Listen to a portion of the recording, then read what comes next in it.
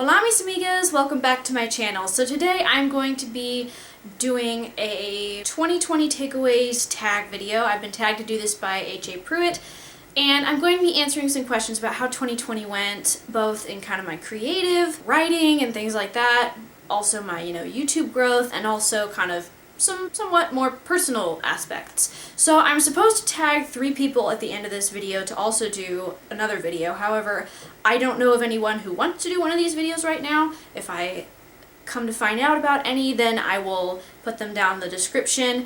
But for now, I would just encourage you, if you have an AuthorTube channel or any kind of creative channel, to do one of these videos, because it's a lot of fun to look back and see what you accomplished in 2020, see what God has brought you through, and also kind of look forward to continuing to grow in 2021, not just with your audience, but also just I'm enjoying making this video for myself to look back and see what I've accomplished.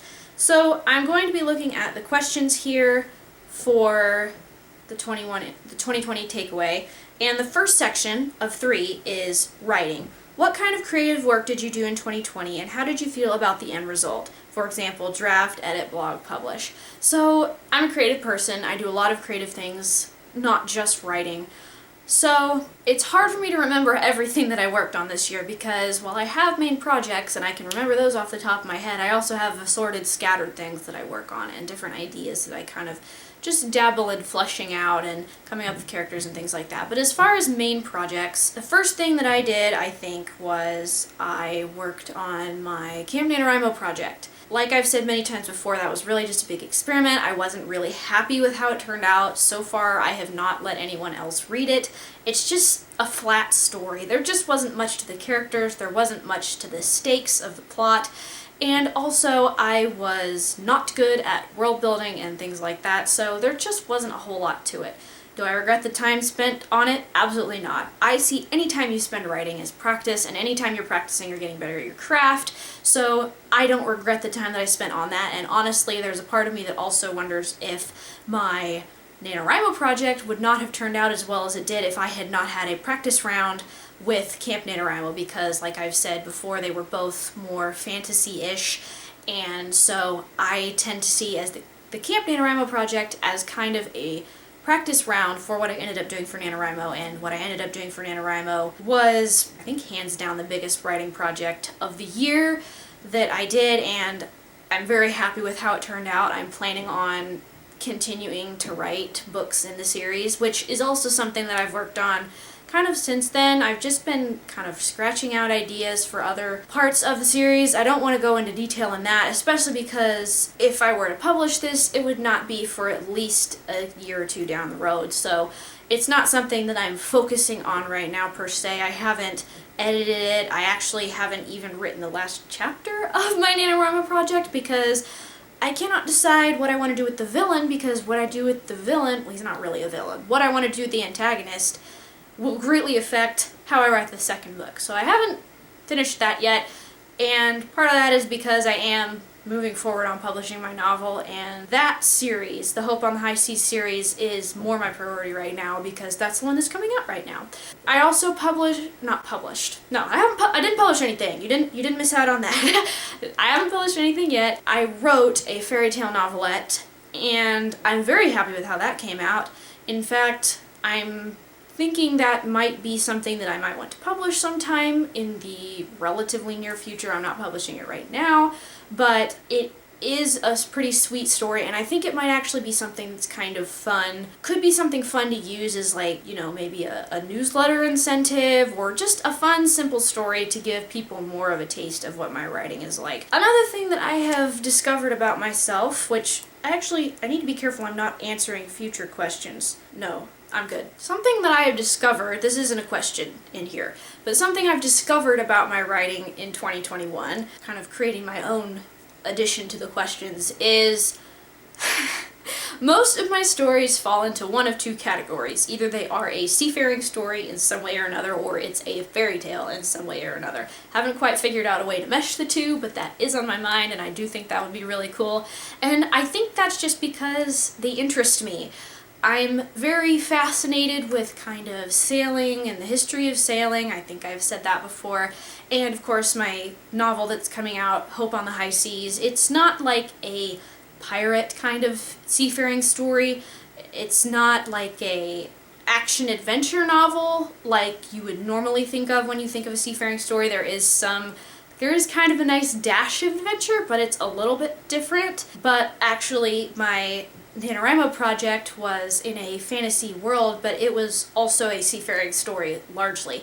So that was interesting to notice about myself. And then when I don't write a seafaring story, it's almost always a fairy tale. That was really interesting as well. And speaking of fairy tales, there were a couple of other small projects that I worked on here and there. Most of them didn't really go anywhere. I can't remember if I wrote this in like December of 2019 or if I actually wrote this in like, early 2020, but I wrote like a script, short musical film retelling of Beauty and the Beast, but it lacked some character arc and setup, so not really something I'm planning on doing anything right now. You just might find that interesting. It was a lot of fun, and in writing it, I remembered how much I used to enjoy writing kind of musical stuff. I wrote what I think will be a full-length stage musical retelling of the Nativity. I don't know if you'd call it a retelling, but you know what I mean. That I actually worked on for a few years, and I finished it a year or two ago. I haven't had any opportunity to put it on yet to see if it actually works, because for as much as I adore theater, especially, I love Sight and Sound. It's an amazing Bible musical theater, and that's really the kind of theater I love. I love Sight and Sound. I'm actually not into Broadway, but I adore Sight and Sound. But as much as I love that, I have like zero theater experience, which is really a shame because I love performing. I love stuff like that. Yeah, I love writing musicals and short films and things like that, but I have no experience actually turning them into the finished product. So I don't know how I will ever make these things or if I ever will, but it's fun. I enjoy doing it.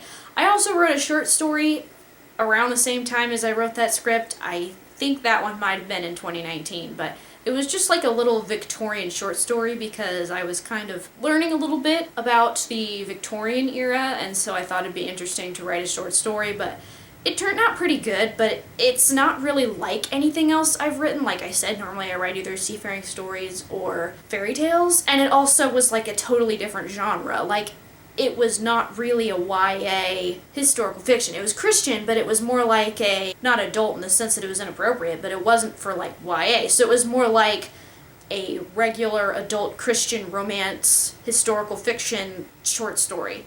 So it doesn't really go with anything else I've written, but it was kind of fun to like experiment with something different.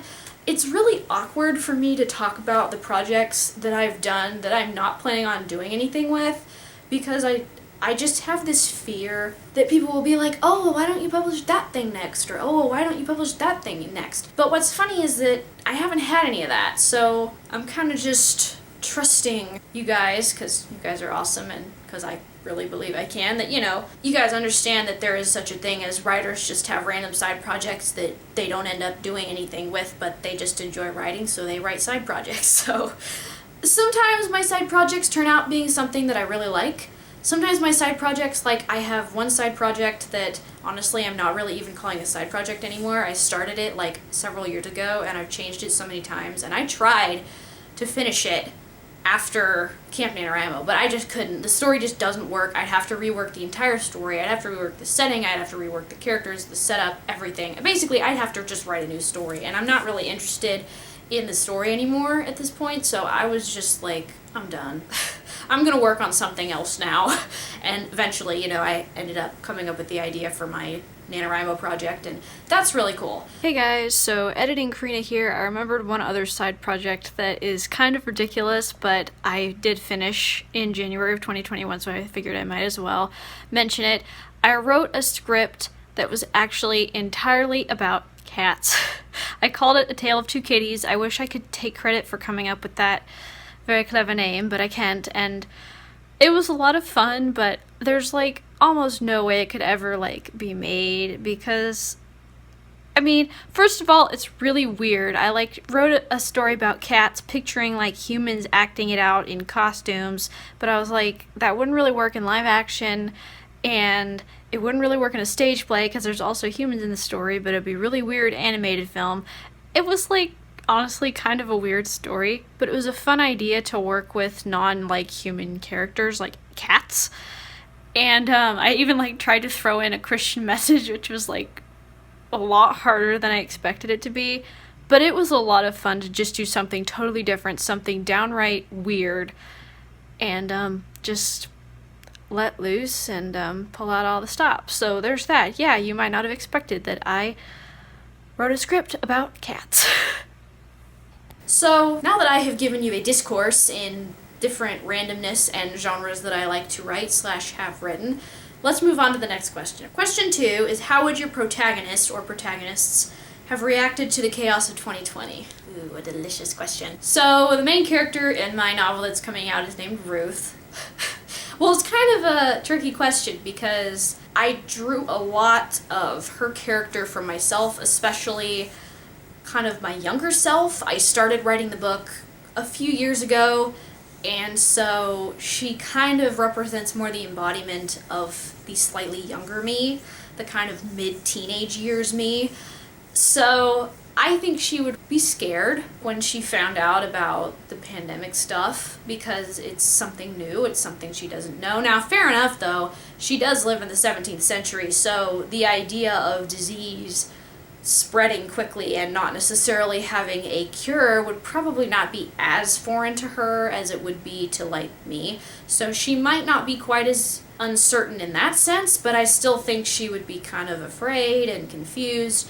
But then, several months down the road, she would see, how God had been faithful, and she'd be doing things that she needed to do to help protect the people around her, wear masks. And I'm basically just describing to you my reaction to what happened and what I ended up doing. And yes, now several months later, while we're not totally through this yet, I have seen, that so far, God has protected me and my family from this virus, and we've done the things we've needed to do. We've been home a lot, and we've worn masks and things like that. And so I think she would basically just do what I did, because in many ways, I don't do this with necessarily every character that I write, but in many ways, Ruth is similar to me, and I a lot of times look to myself, how I would respond to things when I am writing her, because that's just what she ended up being. Whether I wanted it to be or not, she ended up really being similar, especially more to the younger version of me. What is a positive writing lesson you will take with you into 2021?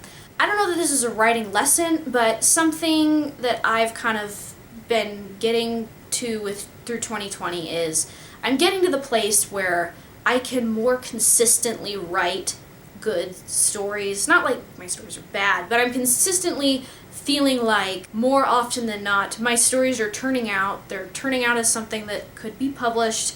But also, I think the biggest writing lesson that I'm having is that it helps me a lot to focus on one project at a time.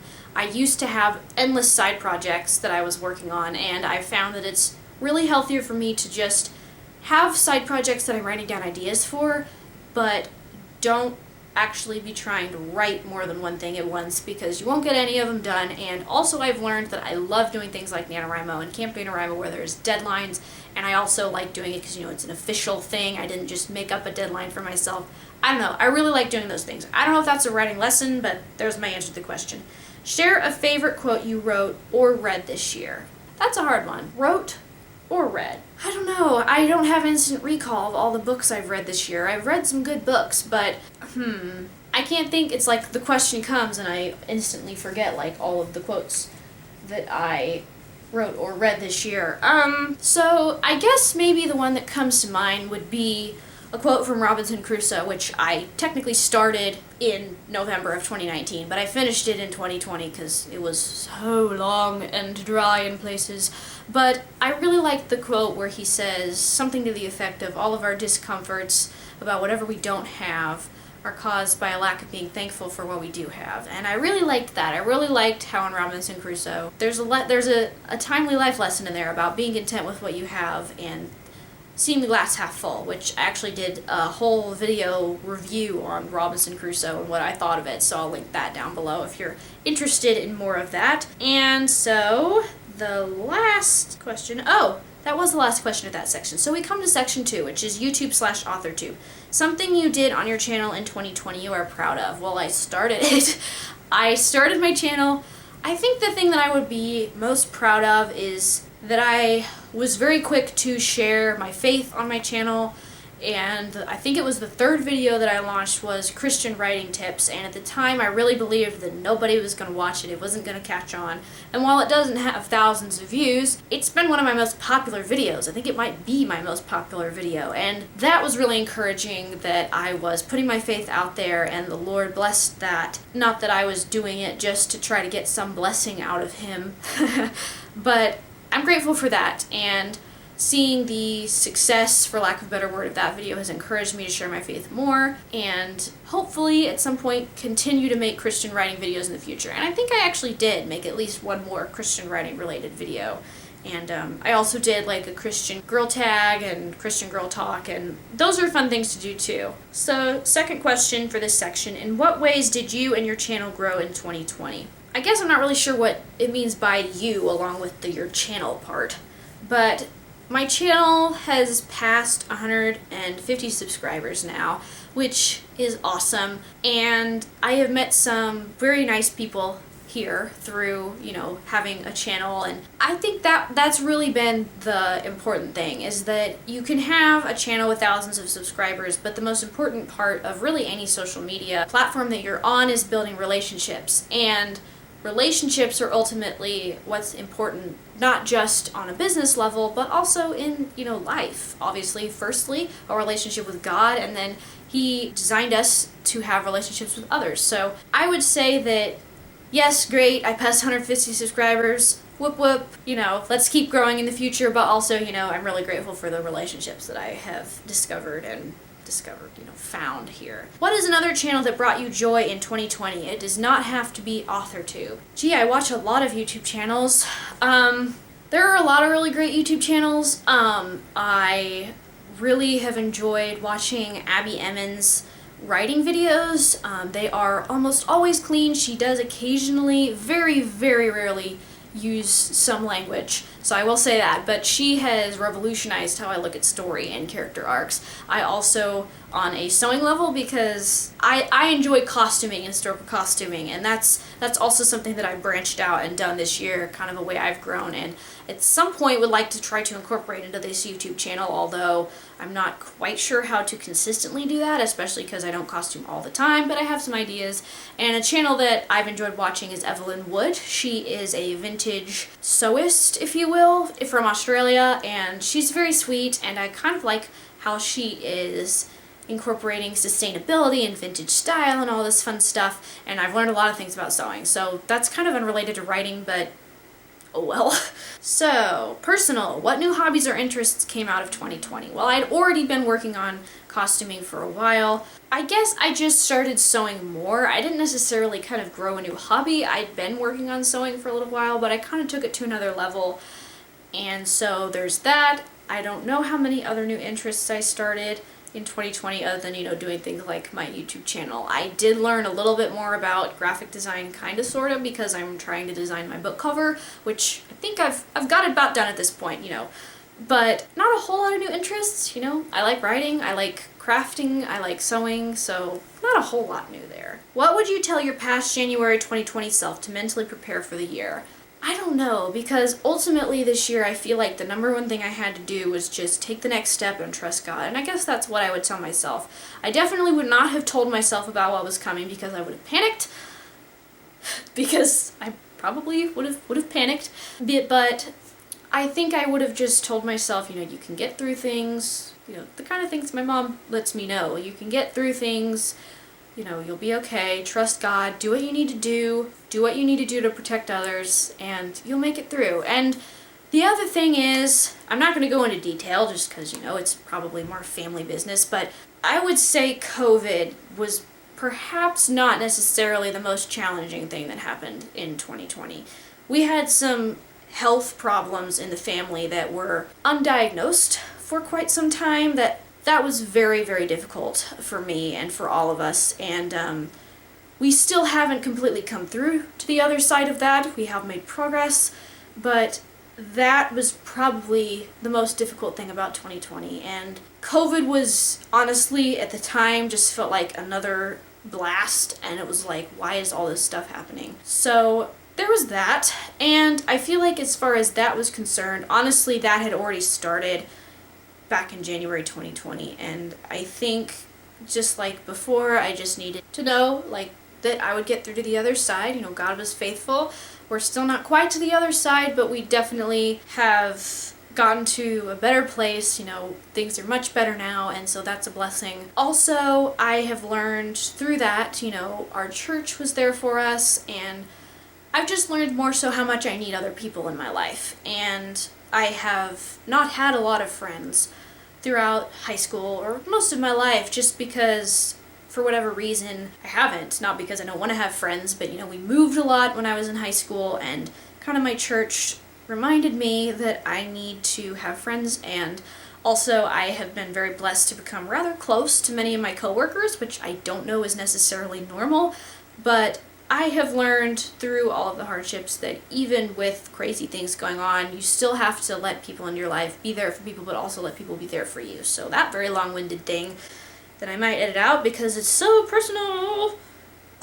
Over. What 3 positive words can you focus on come 2021? Well, the first one is obvious, hope. That's like the base of everything I do. It's the title of my series, Hope on the High Seas. Hope is what keeps me going and what inspires me to do what I do. Hope in the Lord. I say, maybe other than that, go with the flow maybe? That's not a word, that's a phrase, but you know, continue to learn how to time manage while also being open for like people to need things from you in your life. That's something I'm working on. And I guess the other thing would just be grow. Continue to grow in the Lord, and also grow in, you know, your trust and in His faithfulness, which He's definitely proven time and time again. The older I get, the more I see it. And I guess that was 3. Yep. I'm also currently thinking of the fact I'm planning on taking college classes full-time in the fall, whether or not I am online or in person, I haven't decided yet. So that's terrifying, but yeah, I have had a lot happen last year and this year, and honestly, I think part of that is just life. You know, I was moving for a few years a lot with my family, and then the health problems, not for me personally, but you know, for someone I know, and then COVID, and now books and college, and I guess that's part of just the ride of life. Lots of things going on, but God will carry us through. He's certainly proven that. And also, I'm very grateful that I can kind of, I don't know, just my writing. I enjoy that I can use that not just to necessarily process things, but to spread hope. Spread hope in God's faithfulness to other people like you guys. So thanks for sticking with me through this video. I feel like it got kind of serious at points. I normally like doing happy-go-lucky videos about fun writing things, but you know, sometimes life is more serious. Make sure that you are subscribed if you enjoy hearing more about my adventures in writing and maybe someday other creative things. And don't forget to follow me on Instagram because that's where I post. I also enjoy posting not just writing related posts, but I also have been having a lot of fun doing writing humor reels and things like that. Also, of course, I do sprinkle in messages about my faith over there, so if you liked that aspect of this video, then definitely make sure that you go follow me over there. So I will see you guys next time. Be sure to stick around, and don't forget, my cover reveal is on January 11th, so I'm still taking signups for my cover reveal / street team if you would like to apply for that down below. And thank you to those of you who have applied, and also just all of you who have shown such amazing support for the fact that I'm publishing a book. So I will see you guys next time. Like I said, I don't have anybody to tag in this video, but if you'd like to do your own, fire away, and make sure to let me know so that I can check it out, and because that would be fun. Happy New Year, and I will see you moving forward. Bye-bye.